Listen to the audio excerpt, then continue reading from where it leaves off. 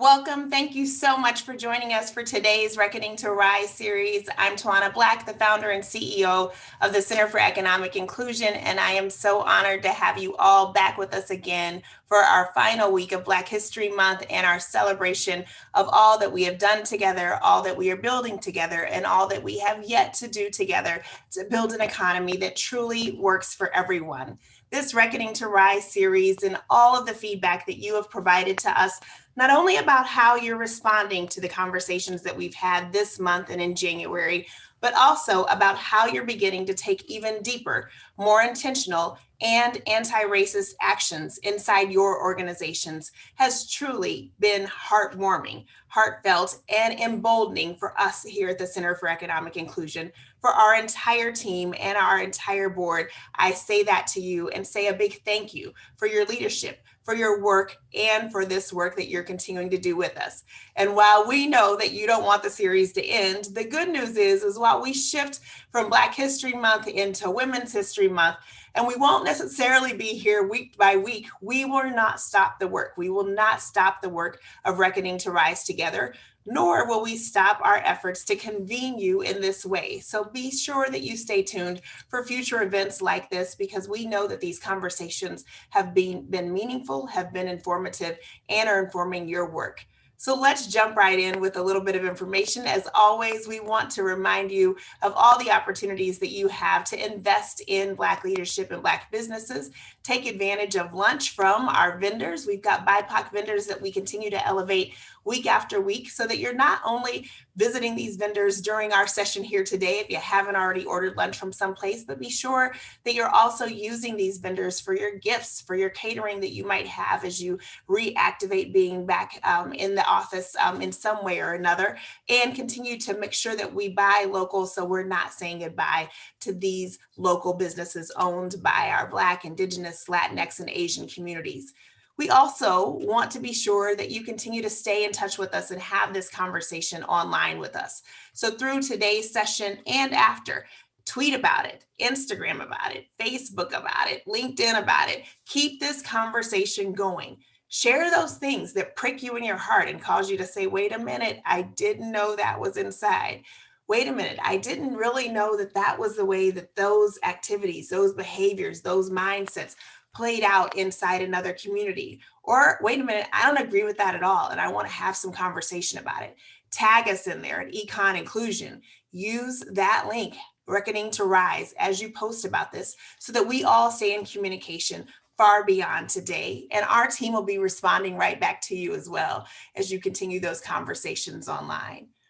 We're excited about today's conversation as we move deeper. We've covered so much over this month, from our initial series kicking off with the documentary that's still available on YouTube. If you haven't watched the Reckoning to Rise documentary, I encourage you to not only watch that, but also share it in your offices with your friends and colleagues. We started off in January with that review and by talking deeply with the business owners featured in that documentary. We moved then into Transit Equity Day, talking about and exploring what it takes to be able to build transit and transportation systems that truly work for all of us, that fuel the growth that we need in our economy for employers, and that center those Black individuals who have businesses of their own that are growing, by being able to highlight one of the best transit businesses that we have in our own community, being owned by an African American who is driving job growth in our region, and talked about what it takes for us to continue to fuel those systems. We moved then into reckoning with racism in our banking and finance systems, thinking about how we continue to drive change in those systems, ensuring that it leads to wealth creation and wealth growth in Black communities. That session set us on fire and led us into our conversation about how we reckon with place, making sure that economic growth continues to happen in neighborhoods and communities in ways that address historic wealth extraction, in ways that mitigate for the devaluation that we see occurring in Black neighborhoods, Black communities, amongst Black bodies and Black people. And today, we're excited to be able to go even deeper into our conversation with you about what it takes to reckon with philanthropy. We're also excited for who's in the room with us today. We've got more than 300 people who signed up for today's conversation. This keeps growing every week, and we're excited for the continued balance of the different sectors because, again, we know that it takes every one of us from every sector and every background coming together. We target this by highlighting those folks who are leading organizations or directing a particular function, because we also know that while it's important for the choir to be in the room, it's critically important for those individuals who have decision-making, both authority and responsibility, to be in the room with the choir, that we're together hearing and understanding the communities, not from a distance, but close up, having the conversations that are required to not just touch racism from a surface level, but to truly reckon with those decisions that don't always align with our values. And that's what we're going to talk about here today. What it takes for us to really interrogate those values inside of us and the actions that we take every day, those policies and procedures, those endorsements and grants that we sign off on, how we move about one another from our power dynamics and relationships, the mental mindsets that guide us in our relationships within philanthropy, and that root word of philanthropy, love. We're going to talk about that with a colleague who has been a great friend and partner for a very long time. And we're going to also wrestle with what it takes to move the field to someplace drastically different if we truly want drastically different results as it relates to our Black communities and ensuring that wealth growth continues to occur. We want to start, though, with a little bit of highlighting of the facts. Many studies are done on a regular basis as it relates to philanthropy, growing philanthropy and ensuring that it's equitable and inclusive. And yet we find that the numbers as it comes to those facts are not really changing. A study produced in just last fall from NCRP noted that while the Black community comprises 15% of the population, combined community foundation giving to Black-led institutions was only 1% of all giving, an undercapitalization of more than $2 billion. $2 billion. Let that number sink in your heads for just a moment. That is the amount of money that should be flowing to Black-led institutions. Echoing Green and Bridgespan also reported that even when we look at the dollars that are flowing to those organizations, when the work is specifically about Black communities, we also found that Black-led organizations were receiving 45% less revenue and had 91% less unrestricted net assets than their white-led peers. Those unrestricted net assets, which we all know if you lead a nonprofit organization, are particularly important not only for your ability to operate, but also for your ability to compete for funds. We're also continuing to be impacted and particularly startling because we know that funders tend to see that as a proxy for trust. The dollars that they place that are unrestricted, the size of those dollars and how long those dollars are given tend to signal whether or not those organizations are trusted by funders. Echoing Green and Bridgespan reported further that when they looked at leadership, whether or not leaders of all races were being valued, included, and invested in at the same levels, they found that Black women were consistently receiving far less than their peers, both their peers who were Black men and their white female and white male peers, despite equivalent educational backgrounds. 72% of leaders of color had board members who did not raise money, compared to 64% of white leaders. 63% of leaders of color reported they lack access to individual donors, compared with 49% of white leaders. And 51% of leaders of color lack access to foundations, compared to 41% of their white peers. We have a deep opportunity to reckon with why it is that these institutions that have been created to fuel inclusivity, to fuel growth in community, to fuel love through charitable giving, to move dollars back into community that have often come from the very labor of these communities, still struggle with mitigating the impacts of a lack of trust, a lack of relationship, of ultimately seeing Black leadership rise inside their own institutions such that that might change. We also have to reckon with whether or not we actually do see change when we see Black leaders move into power, if in fact these dynamics are so inherently woven into the very fabric of institutional giving. I'm excited to be able to welcome my colleague onto the Zoom platform, Marcus Walton, and his colleague, Susan Batten Taylor from the Association of Black Foundation Executives, joined me here in Minnesota 5 years ago this week to celebrate Black History Month and to gather foundation leaders in partnership with the Minnesota Blacks in Philanthropy chapter I led at that time to help us reckon at that point with whether or not we had the tools and resources, knowledge, and commitment to truly dismantle institutional racism within the walls of foundations, within the walls and halls of philanthropy, in order to catalyze not only economic growth, inclusivity within education and health, but more than that, to catalyze deeper and more meaningful, racially responsive and effective philanthropy. They taught us, empowered us, and encouraged us. And I have been so thrilled to watch Marcus's career soar from place to place, and in particular, to soar into GEO, Grant Makers for Effective Organizations, where he is currently leading as president and CEO, and has the opportunity to partner with and lead and guide foundations across the country from every sector in embedding the principles of equity and inclusion and effective philanthropy as those principles that must be inextricably woven together. I'm excited to welcome him here today for a conversation that promises to be real and authentic. We're going to talk for a few minutes as we do every week, but we're also going to encourage you to have questions that are meaningful and that get to the real heart of the matter, as we do every week when we reckon with race, racism, and economic opportunity to rise together. Help me welcome Marcus into our room. Hello, my friend. Oh my goodness, that was amazing. How are you? The stats. Oh, I'm energized. I'm so energized. Thank you so much for allowing me to be a part of this. Let's dig in, friend. Let's get to it. Absolutely. I'm so honored that you are here. So honored to have you be a part of this. Marcus, can you start off by giving the group a sense of who you are, how you show up in the world, and what you do? Yeah. So, in some ways, I'm still a kid from Cleveland, Ohio, who grew up in the most loving environment you can imagine, with a bunch of blue collar, hard working folks who worked in steel mills, car factories, and the economy at the time, where it wasn't required to have a high school or even a college education in order to take care of a family. So I'm that kid who has never since been able to reclaim that sense of community after moving through college, graduate school, living in 3, 4, 5 different cities, settling in New York finally, and having the opportunity to serve as both an organizer, as you mentioned, a grant maker on 2 separate occasions, actually in my hometown as well. So I really appreciate what it means for you to be doing this inside of your home state.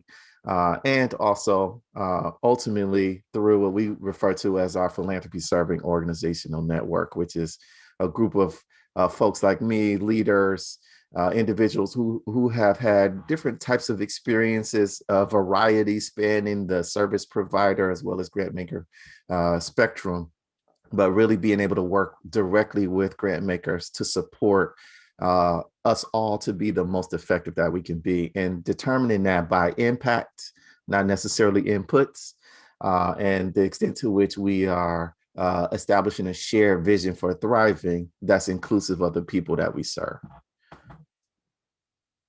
I love that you made that personal. I love the context about where we come from and how that continues to show up and drive us, because you know this because we're friends, but I believe, and I know you believe this too, that is the drive. And so often we have these titles and we have these bios that people see, right? The nice picture. You see this picture. This is my fly picture. I've been sick in bed all week, right? This is how I look all week. My kids are like, what? Who are you today, right? So people don't know that. They don't see the other piece of it and know where we come from and what is that inside fire that drives us to show up the way that we show up. So I appreciate you bringing that into the room and the space, because I think that's important. I know it's important in the work. And as I think about you and what you're bringing to us, what you bring to those grant makers and foundations, that network of grant maker service organizations every day, talk to us about this journey that you've been on. You were with an affinity network, the Association of Black Foundation Executives, which many of our folks know, but some don't know, right? Who were able to lead and partner with both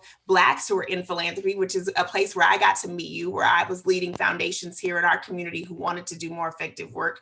But then you also were able to help so many foundations master their practice, who often have, you mentioned the inputs versus impacts. And I thought about also often we have the intention versus impacts. Talk to us about this journey and what's been intentional about the journey for you.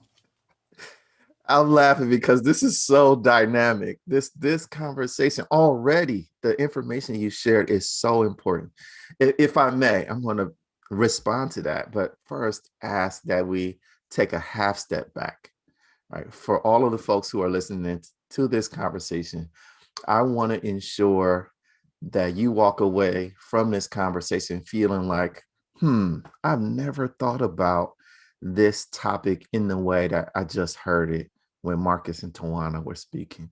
And in order to do that, there's a couple of things that we tend to do that I've learned along the way in that same journey that you just described that I want to practice with you right now, because this is less about what we know and more about how we are. Right. That's why certain behavior hasn't changed yet, because we only enter it from here. We haven't gotten out of our heads into our bodies with this information. So, how do we get into our bodies? Let's practice that together now. If you'll just take 30 seconds, the invitation right now is to think about the individual or a set of individuals who inspired each of you participating on this call to venture into service, into philanthropy, into like, why do you care? Who is it that demonstrated a kind of care, a kind of inspiration, modeled something for you that said, yes, that's the kind of person I want to be. That's how I want to focus my attention. If you just take a second, and I love breathing. We want to access all of the forces of life that are moving through and around us in this particular moment. Breathe them in, but think about that individual. Let yourself feel their presence. If they're since passed on to other planes and live in your memories, let's access those memories. This practice is a cultural practice that I have learned protects us, preserves us against those socializing variables that tend to promote inequity and separation. We want to ground ourselves in that energy, that presence of the people who demonstrated love for us for the first time in its purest form, and usher that into this space. Leverage that as the resource and fuel to guide this conversation. And now with that ground and with the presence of those individuals, that person, I love to say their names. I know that we won't be able to hear you, but in your own space, call forward that name. Mine is Margaret Rose, my mom, deceased at 62, way too early. Another example of how space matters, how quality of life and health disparities impact us according to census tract, right? That's what this is all about. We want people to be thriving into the 90s. We want people to be choosing. I think I've lived enough on this planet and I want to explore something else. This is the way in which we have the opportunity to enter anew into these spaces that have traditionally been constrained and I think conformed around a traditional set of values that don't serve anyone except a small few. And so now with that breathing, thank you so much for allowing that time. Now I feel the energy. If you feel the tingling, it's something that's not just you are experiencing, but it is connecting us all. And it's the spirit, it's the humanity that centrally connects us all that we can all draw from as we re-envision what's possible for philanthropy and not just continue to re-examine practical, warmed over and repurposed ideas that haven't ever proven to be true, haven't ever proven to be effective. There's a reason why we're calling for change. And in this moment, the work that I've done through AFI, the Association of Black Foundation Executives, what I've been able to do at the Cleveland Foundation, and now through Grantmakers for Effective Organization, we're taking a look at culture. We appreciate that. It's something about learning alongside each other, focus with attention to culture, the norms, values, rituals, belief systems that characterize our experiences that are actually influencing our behavior. But traditionally, the work of philanthropy has been about strategy. If I could just come up with that thing, that framework, that tool, right? To work sometimes with community, typically has been imposed on communities, right? The tool that worked over here, if I can take it and transport it over here, then we can produce a particular kind of result. And what we learned over time, when you talked about the Association of Black Foundation Executives, through our racial equity training, um, the conversations remained at an intellectual level. We never got to that embodiment that we just practiced today, right? And if we can be real, because that's the only way that I can appreciate this as being a meaningful experience for you. Uh, the primary posture of that interaction was convincing our colleagues to behave appropriately, right? It was navigating inequitable structures and systems. Well, navigation doesn't ever lead to transformation.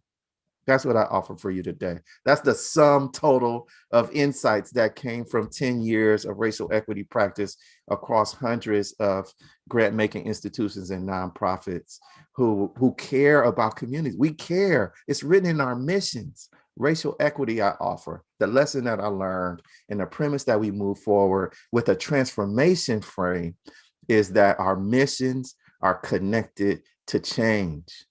I don't know a grant maker today who believes that the status quo is sufficient. I haven't met the person who said, yeah, we're doing pretty good as philanthropy, patting ourselves on the back. No, everyone believes that there's something more. There's a set of possibilities that we haven't either examined or we haven't cultivated the courage to explore. And so our work is about that cultivation. It's about identifying the connection, establishing a shared vision for thriving, and then centering the integration of these equity-focused, community-informed and driven practices and principles into the way in which we do our work. That's what brings me here today, Tawana. Thank you for allowing me that moment. That was the moment we needed. Thank you for bringing us into that moment and into this space. I am honored for the opportunity to rest in what brings each one of us here, who brings us each one of us here, the journey that we've been on. And I've loved seeing this in the chat. And I want to dig into this, the cultivating the courage piece. And you and I talked in prepping for this, that I'm leaning into at every foundation we coach and guide, every business we consult with, every policymaker we guide and consult with or advocate with, this importance of interrogating the alignment of our values and our actions. Because to your point, we can want things, right? But change is hard. Those of us who want it the most, sometimes it's so hard to give up the things that we fear we might lose in the midst of trying to pursue that change. And so it takes you talked about being in collectiveness with one another, in relationship with one another. I talk often about the circles of accountability, right? Whether it's my children who hold me accountable because I see my aunt in their eyes, or it's my team because I've spoken something, I've put it out, whomever. Being in those networks of accountability. We talked about this, but the saying goes, you know better when you do better. Right. And we have the aspirations, and yet the data suggests we're not doing better. Even today, Brookings Metro Monitor data is coming out. We look at our twin cities here. We continue to go backward, despite we know the stats, right? We seem to know some better. We know from a dollars perspective, those stats, while I gave national stats at the beginning, they're the same in Minnesota. In some cases, they're worse in terms of where dollars are flowing, where power is held. What is it that keeps us from not changing? Okay. All right. So we're family, right? All of us. All right. So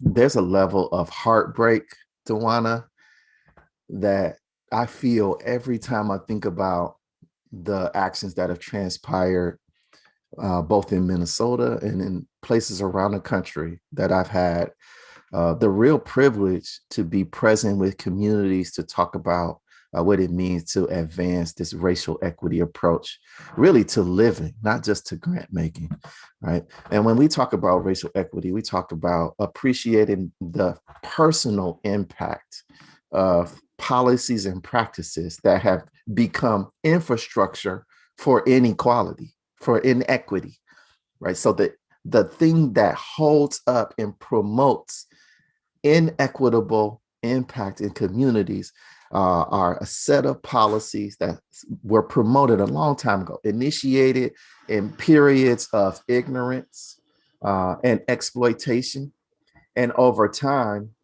attempted to be corrected without eliminating the original policies. So there's a policy backstory that over time has accumulated into the current conditions of inequities that confront our communities, right?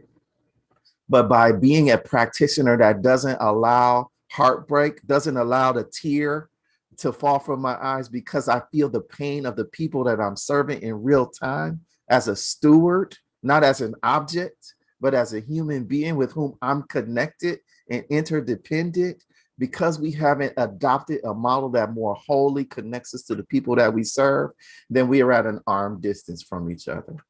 There's separation between us. Maybe I think because of my advanced education and status that I'm superior to people, and perhaps something is wrong with them. Well, we know from the numbers that it's not about the people. The people and their behavior didn't create the conditions. The conditions reinforce the behavior that confound the individuals, the communities that we serve.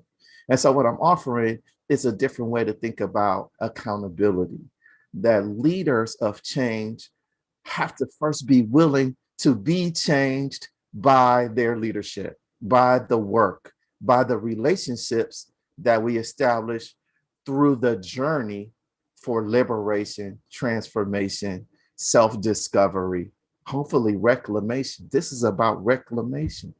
This is about philanthropy having another opportunity to make good on its promise for love of all humanity, right? And if not philanthropy, then who, right? This is about us activating not just our financial resources, but our influence, making a connection between individuals and groups who would otherwise not be able to establish that connection in the same amount of time, right?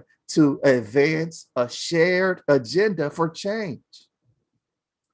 So, leaders being vulnerable is critical to this. Leaders being in relationship, prioritizing relationship, appreciating that change happens at the speed of trust. Change doesn't happen at the speed of efficiency. It doesn't happen at the speed of me getting my PhD. It happens at the speed of my grandmother saying, "I like Tawana. She's so cool. Marcus, that Tawana, she could come by here anytime." It's you know what I'm saying? It's Miss Jones in the Bronx when I was an organizer who was in palliative care for AIDS, who used to allow me to come into the projects and use her office, right? To share the stories of the community to help shape the context in which I was advancing change and group decision making to improve the quality of life for the next generations that follow her. Miss Smitherman, right? It's the grandmothers in every community. We all have them. My grandmother was the community grandma, or she everybody's mother in that neighborhood. And she also oversaw the community garden. So what are our assets, right? When you talk about economic development, what are our shared assets, right? Shared assets being an expression of our collective cultures, the collective way that's connected to our cultural way of being. That's not the dominant socialized one that we've been attempting to assimilate into and contort ourselves painfully over generations, is where we have an opportunity to change. And it takes courage. It's not easy. No, it's not. It's not easy. And I think the reckoning that has to happen both internally in communities and with the broader community, right? With philanthropists, with those powers that be. You talked a bit about so many things, but I'm struck by the we, right? The collective Yeah. we. There are pieces Yeah. of this that are about all of us, that humanity. And then there are communities, right? Whether it's a community that's a neighborhood, a Black That's right. community, of this community, right? There are all these communities. And when you said the word stewards, often in philanthropy, having been a grant maker, both by paid job, sitting on foundations board, still sitting on a foundation board, we see ourselves as stewards of the resources. And you That's talked right. about that, right? We have mission statements that say one thing, but when it comes to time to change, wait, hold on, I'm a steward of these resources, though. I need to take this stand here. And I'm struck by a real contrast, though, in what you just spoke of. When I hear that you're a steward of the community, you're a steward of the relationship, because, and that they can both be achieved, but it requires some prioritization, is what I hear in that of wait a minute, which one is my first priority, and how do I go about achieving both, but with recognizing the importance of the relationship, Right. and the importance of community by stewarding. Like, that's a weight and a responsibility that I don't know if we fully pulled apart enough within the field, or even between grant making and grant receiving There we organizations. go. There we go. That's right. Because why? What I mentioned before is that we haven't prioritized relationship at all. We don't even appreciate the significance of relationship as the catalyst for change. But the reality is, it's within relationships that accountability actually occurs. Without a relationship, we don't have it. You can say like, oh, okay, well, there's these transactional relationships, right? It's project based, it's contractual, it has a limited time frame. We do our business and then we're off, right? That's the traditional model for conducting our philanthropy.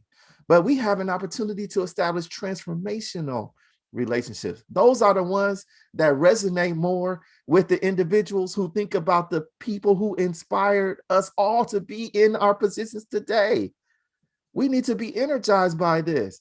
It's about shared values being the source of our relationships. It's about a shared vision and commitment to something that brings our relationships. Those are transformational versus transactional relationships. And so again, appreciating that accountability only occurs in relationship, and all the rigor that the industry asks for occurs within relationships that have established grounds for accountability. It all matters. But we've been told that, oh, that's soft because we can't measure it. We've been told that, well, do keep the soft stuff over here and the hard thing, the quantitative things over here. But the quantitative things don't inspire anyone into anything except Well, despair. yeah, and I would say we actually do have quantitative results from that. From Our that lack of thing. investing in relationships is Indeed. showing us we're continuing to get the same results, right? So if, when I look at this, one of the questions we wanted to dig into is this data piece, right? So we have the data. Yeah. The data suggests we're not getting, that doesn't suggest, it makes it clear, we're not getting the Makes results it we need super to clear. get in Black communities.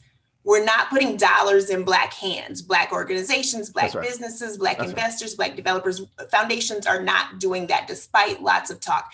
Certainly not doing it at scale that's required to undo That's right. generations That's right. of undercapitalization and wealth extraction. And so, from a measurement standpoint, I'm struck by this opportunity to flip the paradigm on its head, right? To say it isn't about that we don't have measures of social capital. We do. To say if we were to invest in those relationships, both with Oh, dollars and time, the only yes. possible outcome is going up. It's only It's going only up from there. possible that That's I right. can do better with those dollars than all That's the right. other places they've gone, because duh, And, right? and It's and only notice, possible. yeah, and notice you're using language of possibility. Absolutely. But traditional language in philanthropy has been about practicality. So we're looking for transformation with the most practical approaches that have already been tried and true. They exist in the universal set of things that haven't worked already. So the shift is into a more entrepreneurial, let's say that as a more secular, maybe acceptable industry term. We're going to be entrepreneurial. We want to think about innovation. Well, listen, the truest innovation comes from the culture, the backgrounds of the individuals that comprise the grant making community today. The leaders within this, our collective diasporic backgrounds involve ways of thinking, perceiving the world that can be included into troubleshooting and considering different possibilities for thriving in our communities. It's Absolutely. culture. Yeah. Yeah. That opportunity, I take this as an invitation as I think about today's conversation. It's an opportunity. You're inviting all of us to suspend ourselves, I think, from what we've been taught about Yes, relationship, yes. about institutional philanthropy. I think of myself about when you have a meeting with a funder, you're organized, like, okay, it needs to last this long. They're going to cut me off. Like, I need to have my quick talking points to, okay, how do we start to shift this into the longer, more transformational relationships, the deeper Yeah, relationships, yeah. the conversations we're afraid to have? How do we just declare that that is the new game? That Let me is tell you. it. We're going to walk in that. And what are the new types of ways of operating, the new alliances, the new ways of Mhm, being? mhm. I love that the way you opened up is a place that I opened up this morning as I rose, was that it's more important that we be than we do. And so how do we need to be as a community of grant makers who are on the call, as well as businesses, foundations, and community? How Yeah. do we go about the being part? Listen, Tawana, collective genius is real.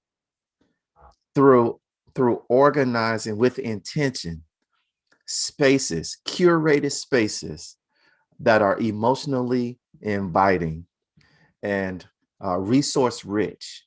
GEO, Grant Makers for Effective Organization, allows space for individual grant makers to grapple with all of this complexity, to be awkward, to feel embarrassed, to be in uncertainty and not exactly feel certain about what to do next. It's all of this grappling with certainty in spaces that are so formal and that have so many unwritten rules, one of which is that you better know what you're saying before you say. You have to be able to justify a position. It doesn't promote creativity, right? And if our relationship is based on a project or a contract, then I don't have an incentive to bring any more of myself into the relationship than I need to, because it's certainly not going to be appreciated in the work that we're doing within the space that we created. So what I'm saying is that, listen, we can't program ourselves into liberation, into equity, into transformation. That never comes through programming. It never comes through programming. It never will. Uh, but what we can do is create that kind of space, as I mentioned before, where the entire person is invited into a focused conversation like the one we're having right now. All this stuff that's coming forward, I didn't prepare this, right? This is coming through. This is a process of revelation, which is why it's important to model it. We can model the same kind of spaces for revelation around the things that are explicitly stated in our missions and our organizational work. But leaders have to be adaptive, and we have to be willing to be shaped by the experiences that we lead with the people that are part of that process. Absolutely. I love the invitation to vulnerability and authenticity, and not needing to see them as distinct, so distinct from who we are and how we show That's up, but right. that relationship currency, uh, applying that to all the places that we show up. I get Yeah. that often, like, you're not Yeah. from here, because you get what you get, right? Everywhere you go. I Yeah. think it's important. And I want That's to right. create this space. The GO is creating those spaces and curating those spaces. The center, we want to curate those spaces, and we That's want to right. invite our partners to curate those as well. I want to open up for some questions coming in from the field. The Great. first one is about giving hypothetical examples between this new transformational approach to philanthropy versus a traditional. And I would tee up for the audience an example from the report I referenced as we kicked off from Bridgespan and Echoing Green. Mm-hmm. They highlight things that the foundation world says versus what people experience. And I'll highlight them for you while you think of an answer. So Thank you. one is Yeah. they highlight 4 things that need to happen for us to truly get to scale: getting connected, build rapport, secure support, sustain relationships. I think those are the traditionals we're used to hearing. Mm-hmm. And these are things they say funders say often, which are true. Leaders of color don't come to us for funding. So it feels like there's a pipeline problem. Maybe we just need to meet the right nonprofits led by people of color, because these aren't Yeah. the right ones. Either they're not producing the right results, or the ones who y'all are talking about, they don't come to us. Maybe there's a pipeline program. Same with talent, right? Mm-hmm. Building rapport. Funders say, I'm having trouble building rapport. He talks to me in a way that just doesn't quite Yeah. work, and we don't know if we can introduce him to the board, so we haven't moved the funding up. Building He's rapport. not polished. Yeah, just not quite Yeah, or too strong, too much, too Mm-hmm. much, right? Mm-hmm. Mm-hmm. Securing support. Funders say, I'd like to fund solutions generated by communities of color, but they don't have sufficient evidence of effectiveness or capacity to execute. And many of the approaches just seem too broad. They're trying to do too much, trying to take on too much. It's like Echoing Green and Bridgespan have been sitting in my boardroom, Marcus. Yeah, they're just trying to do too much to solve racism I love it. and I then mean, sustaining yeah, relationships. yes. Bridgespan said that funders say the organization didn't meet the targets that we set for them. Hmm. Interesting language. And they didn't give us a heads up that they weren't going to meet those targets. So those Hmm. are things funders said, not to Tawana, to Bridgespan and Echoing Green. What does transformation look like where we're not still in that situation? Yeah, I love it. So one example, which is literally embedded in what you just described, is that uh, Jeff Braddock and Cheryl Dorsey are colleagues of mine.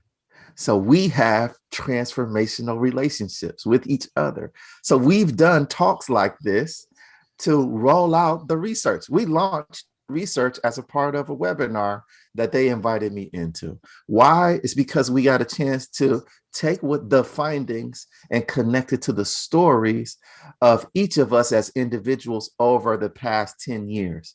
Jeff was able to say, you know what, there was a time period, and he'll tell you this, where I didn't get it. I did not understand why this was relevant and maybe stood in the way of the progression of some of the work that other institutions were attempting to advance through their racial equity work. And so literally in that webinar, Tawana, we had a conversation of what does it mean to make amends for you, Jeff? How can Cheryl and I support you? And how can Cheryl and I support each other and you, us, as we collectively advance with clearer insight this way of thinking about the work for the field as we go forward. So it's the both and, right? We're not discarding anything that was special enough to exist in creation. Instead, we're honoring everything that exists in creation and saying there's a place for this and this and. So, of course, it matters that we know. Of course, we want to be the most rigorous. Racial equity practice says it's important for us to use data to be able to show how many people we're serving, who we're serving. So, from which groups, identity, ethnicity, class, ability, sexual orientation, region of the country or part of the city that they live. Every way that we can identify identity, we want to capture that, measure that, because ultimately we want to tell a story of impact. Who's faring better or worse? Who has more or less access to the resources necessary for thriving? And then our grant making response, because we're connected and informed, it can be customized and tailored to addressing the root cause of whatever it is that's separating those individuals, those groups from the resources that they need in the amounts that they require. Absolutely. But trust this, group and Tawana, the unwritten rule of philanthropy that is not often discussed is that people invest in people, not programs. Speak that. Not programs. And so there's the written rules and the unwritten rules. And so, Marcus, it's likely that for all the attention, for great platforms like this, for the reputation and the buzz that's created around the kinds of conversations we're able to have, it's likely that grant makers are going to be more inclined to consider, like, you know what, I don't have a clue what Marcus is talking about, but I think we should go ahead and approve that request. Right? I'm likely to get that request. Tawana, you're likely to get the grant request that others who are less known, right, who aren't as networked, who don't have as much visibility are going to get the same benefit of a doubt for.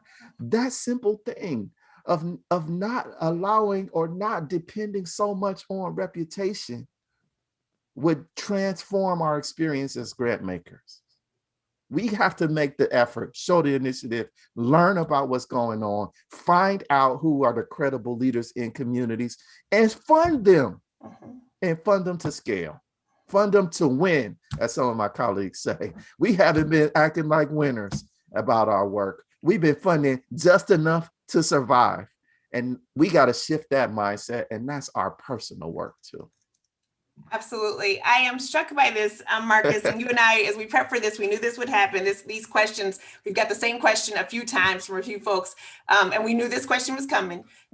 Is it different depending on what field you're in? If you're a corporate foundation, if you're a private foundation, community foundation, family foundation, small giving program, do the rules, philosophies, are they different? And how are things showing up different? And one thing I want to note in asking this question is that note about the fund them. That has been consistent. And I'm struck also as I look at the chat and I compare it to the last few weeks. One thing I want to call out for folks who might be on this one because they're in philanthropy, but they haven't been at all the others, or maybe they've been at a couple, is it's drastically different. And we did this conversation as a conversation between you and I because we know the risk that people like me who lead nonprofits, Absolutely. The risk and the price we pay for talking like I talk about philanthropy, having worked in it, right? And those relationships and about investment. And we pay a steep price. And so many nonprofit folks we would have engaged in this are like, I can't afford that price. I can't even afford to comment in the comment section during a Zoom like this. I just need y'all to go have the conversation and pray that foundation leaders wake up and actually live the values that we're interrogating, right, at this moment. Yes. So is there a difference in how do foundation leaders in all sectors walk these values out? Here's the thing. It's a great question, and it's one that we should hold. So when I say hold, I mean revisit over time.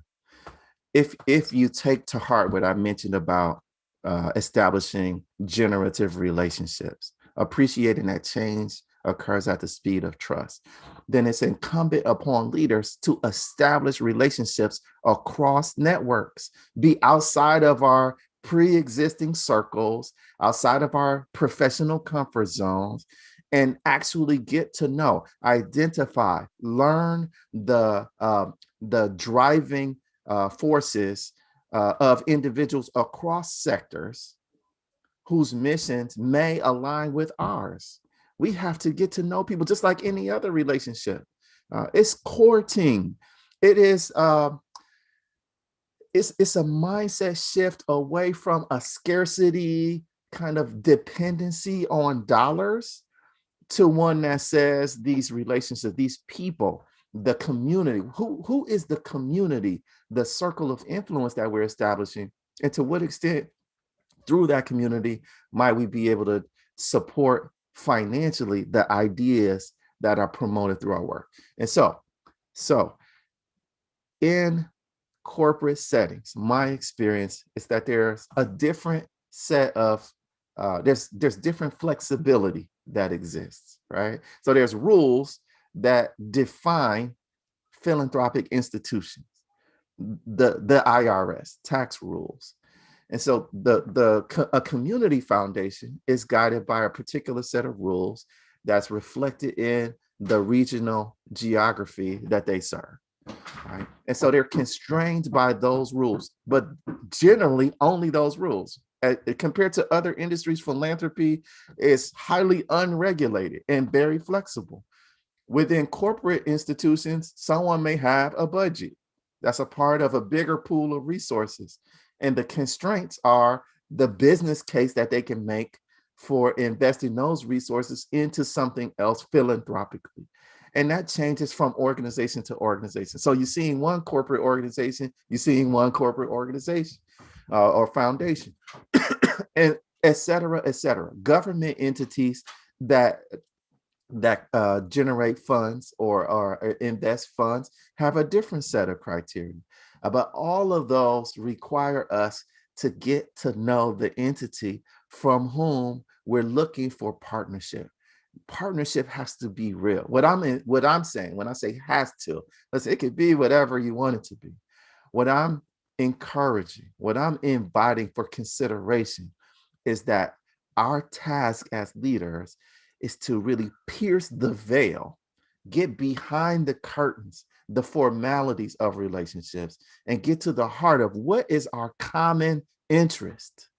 And based upon those common interests, begin to build a strategy for thriving for the constituents that we jointly serve.